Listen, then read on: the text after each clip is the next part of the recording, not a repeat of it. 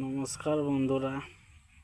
Vote যত আসছে পরিযায়ী শ্রমিকদের কথা চিন্তা করে করে মুখটা শুকিয়ে আমসত্ত্ব হয়ে যাচ্ছে। কি কষ্ট শোনা গো, ভাবা যায়। কি ভালোবাসা পরিযায়ী শ্রমিকদের। পরিযায়ী শ্রমিকদের 5,000 করে দেবেন।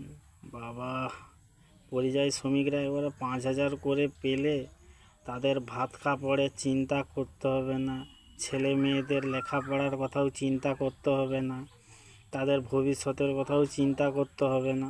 সব কিছুই 5,000-এর মধ্যে মোটামুটি সব কিছু হয়ে যাবে। মানে সব কিছু, ঘর বাড়ি, বাচ্চাদের পড়াশোনা, সব কিছু।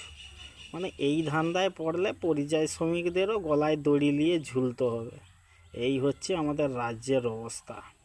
সব পরিযায়ী শ্রমিকদের বলবো, নিজেদের ভোটটা বাড়িতে এসে ঠিক জায়গায় প্রয়োগ করে যাবেন, যেন 26-এ আর না আসতে পারে ফেরত।